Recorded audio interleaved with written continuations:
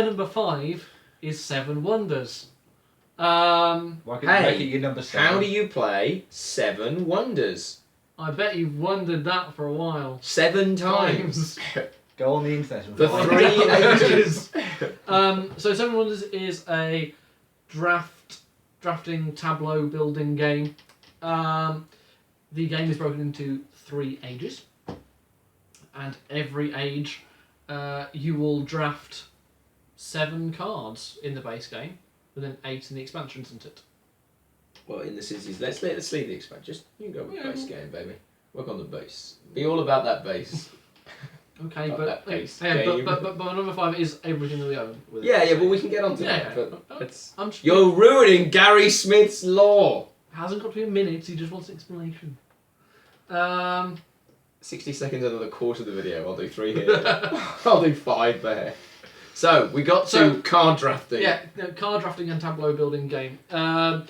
Each player plays a wonder of the world. In the base game, there are the 7 Ancient ones. ancient wonders of the world. Wonders of The the ancient internet. world. Wonders of the Ancient ancient world, world. sorry. And then you have a hand of 8 cards. You draft one, play it down, and pass them to the next person. So over the course of an age, you'll play 7 cards. To play these cards, you have to be able to afford them. They come with either resource costs, such as wood, stone, or money. Such as gold and Such gold. as gold and gold. And if you can't afford to play a card for whatever reason, you can always trade it into the bank for 3 cards. Well, discard it for 3 coins. Gold. Sorry. Cards and coins getting mixed up there. That's alright. What are you upset about, Tom? I'm upset that you're teaching the expansion instead of the main game. That's what's upsetting me. You're ruining the beauty. Why? Because it's Is it 7 cards and you It play is 7 6? cards in the base game, and you play 6. This is why I Yeah. asked. I know, that's why I said no, it's 8 with cities, but I think you should teach the base game. There's also 7 kinds of cards in the base game, because you've got 2 kinds of resource cards, basic resources and luxury resources. You've got war, which is aggression to your neighbours. You've got cultural blue, which is just VP. You've got green, which is science, which unlocks future cards, and has a... What's the term for the scoring where it trains? Exponential. Is it, I think there's a particular kind of Well, word it's square for numbers. one. Is that how it works? Square numbers. Square numbers. Square number scoring. You've got yellow, which is commerce and trade, so discounting goods I buy from my neighbours or providing me with sort of illicit goods, almost, and just giving me gold. And then the 7th card, which is the guild card, which rewards me for generally what my neighbours have done. So if they've played a particularly heavy blue card and I play the... Don't know the name! I should have picked a card the name I knew! And there are some like wild cards in the guilds. And the guilds are really important because they're the variability in every game. Yes. Like, even though I could probably list you all the cards in a 3-player 7 Wonders game, I won't know which 5, because it's number of players plus 2, guilds are in that game. Yeah. So. Yes. So and the person with the most victory points at the end of the game wins. It's a novel idea, but it's one that might take off. Take that, Ryan Ekinitio. Yeah, and at the end of every age, that's when the military cards are compared. Yes. So, like, if you are stronger than me, you get a victory point for beating me. You in the first age 1 victory point, and I lose victory points for being beaten.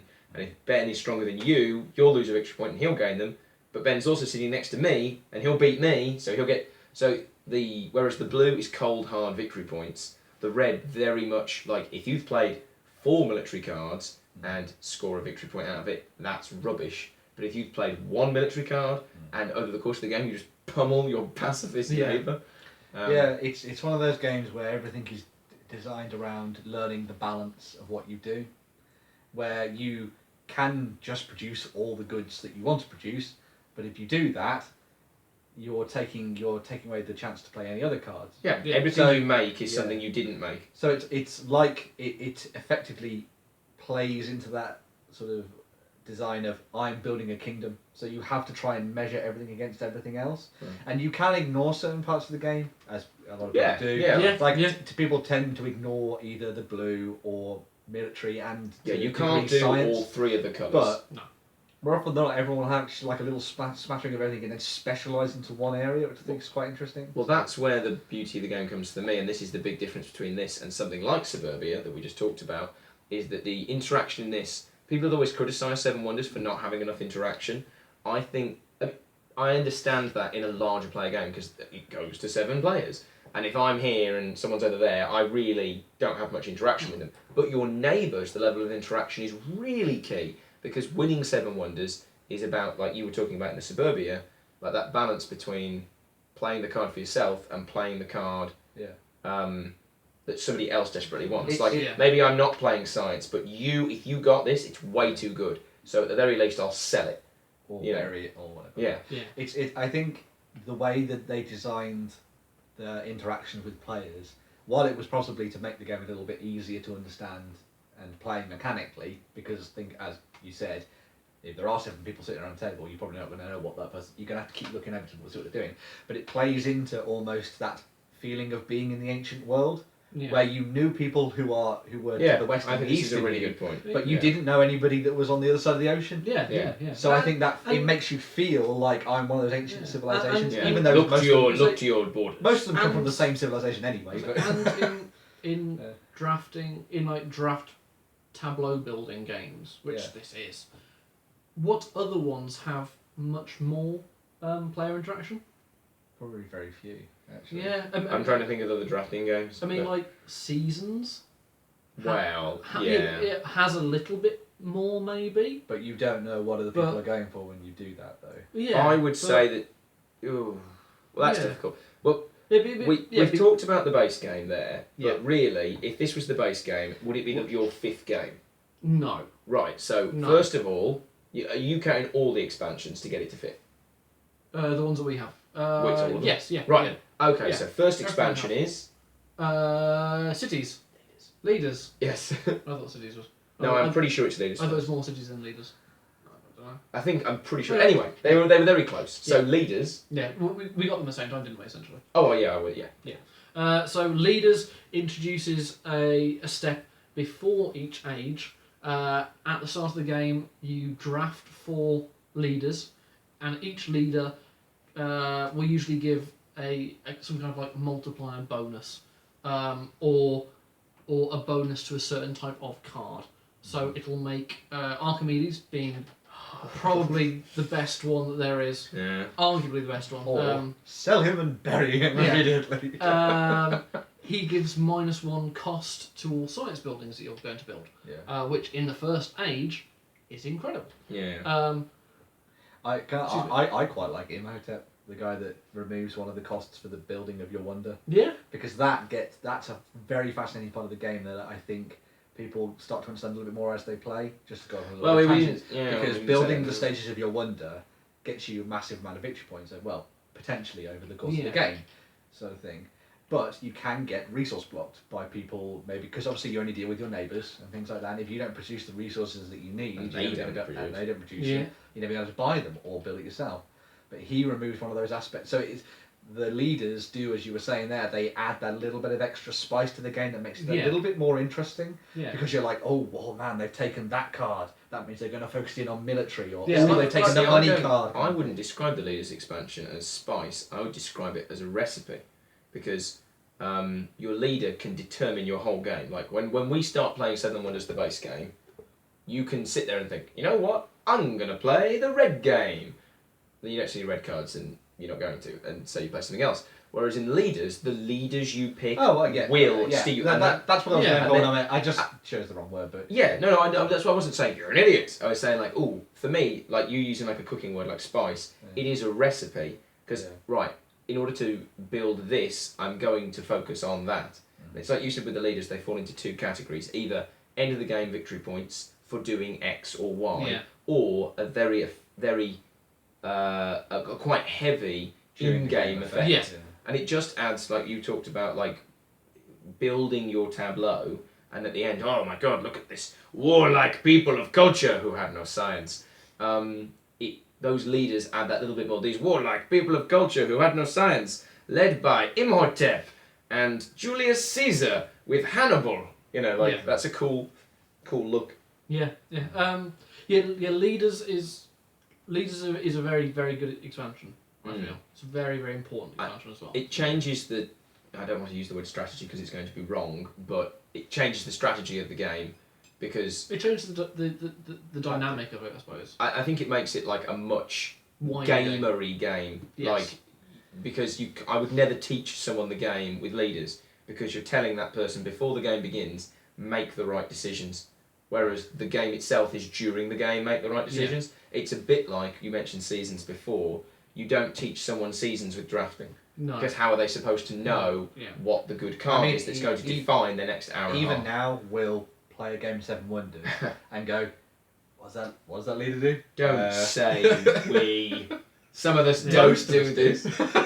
You're not like that, are you? No. You're with me. Yeah, Last game. Oh, damn. You and Sean did. I can't remember. Cool. So that was leaders, and then cities. followed Cities the comes year out. after, Cities. Matt's favourite expansion yeah. In the world. in the world. Really? It's all the black cards. Right. So cities introduced that eighth Yes. colour and eighth card. Eighth card. Yeah. So, out come the black cards, which are kind of like espionage in a way. There are cards that allow you to steal science icons from a neighbour. Although it would be very different if it was steel.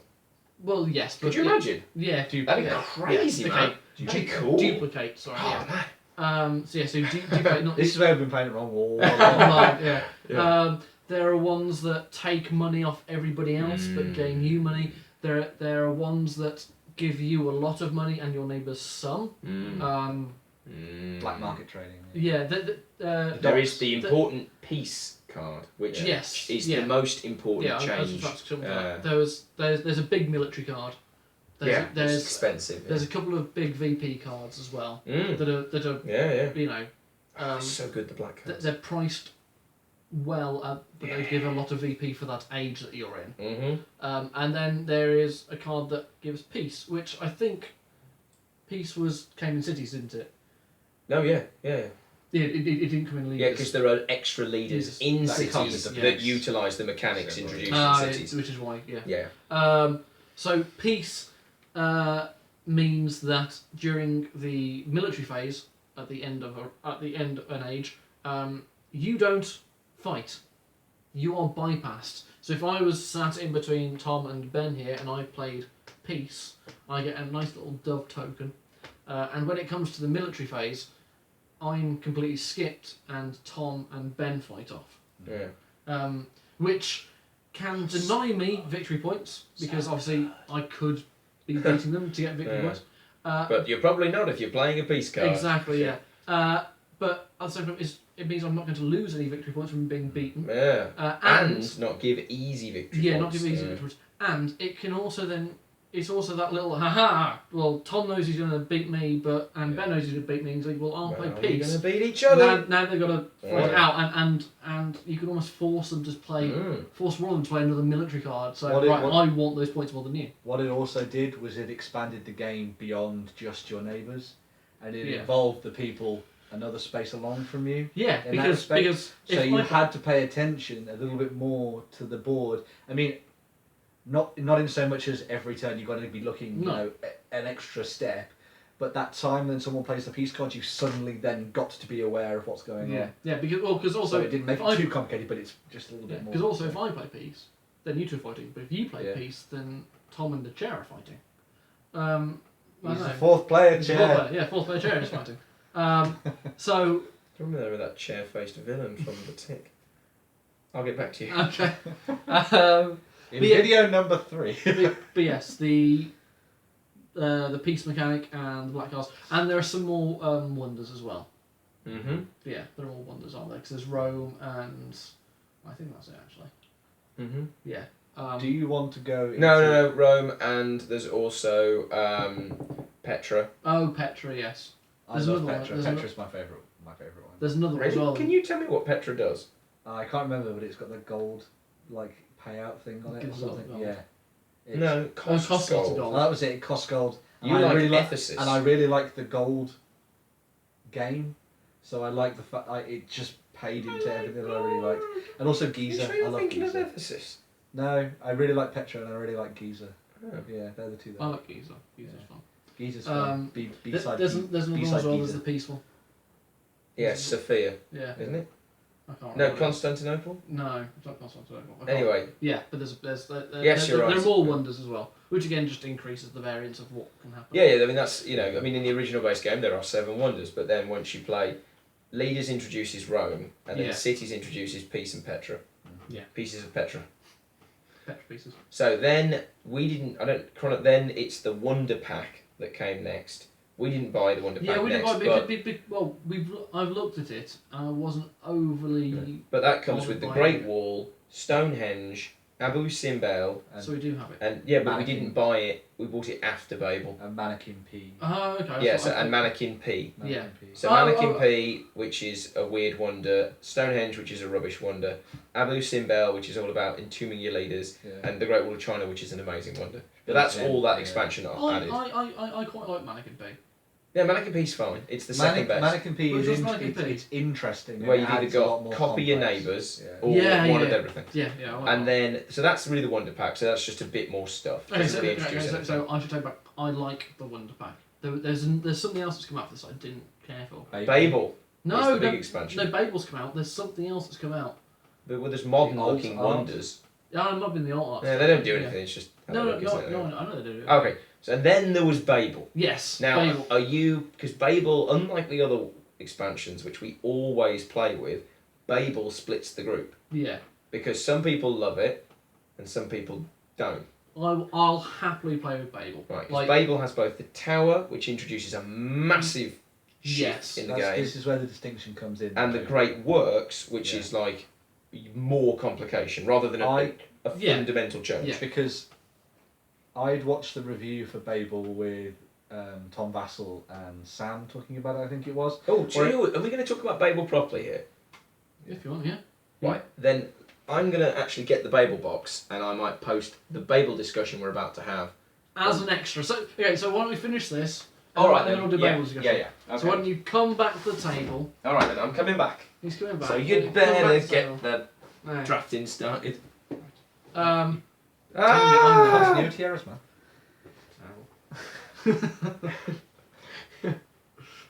Don't take the video. So, sorry, so pausing Babel, but Yeah. you are pro Babel. Yes, I'm Right. I'm perfectly Okay, so say something. There we go. Right then. You look So- so pensive. Yeah. Yes. No. I'll. Without Babel, where would it be? Without Babel, probably the same place. Cool. Definitely in my top 10 still. Okay. Definitely. I'd say without any expansions, it would probably be 10 or 9. So it probably still sneaks in there. But the expansions really do make this game both wider and taller. Like a tower. Exactly. In terms of people you play it with, then number. One. Well, having played this right the way through to I think you 8, say 2 times. So. No, having played this twice. No, having played this from 2 players, which is a slightly different variant because it's like a ghost third. Just It's- play it's- 7 Wonders Duel. You Well, play just Seven like- Wonders Duel. No, but that's what everybody says, so I'm just repeating Yeah. it. Yeah, it's Well, ninth on BGG. now that's out, yes, but you know, Back in my day, we Exactly. played 2 players Seven Wonder. all the way up to 8. I'm pretty happy with. Which you must have an most expansion numbers. to play. Yes, I'm pretty happy with any numbers. And you know what else, Ben? You can also play it in teams. I don't know if Tom had mentioned that yet, which I'm very surprised he hadn't. I don't mind the team game, but I think I don't enjoy it as much as regular 7 Wonders. But I'll talk about that later. The team is a homebrew thing, isn't it? Nope.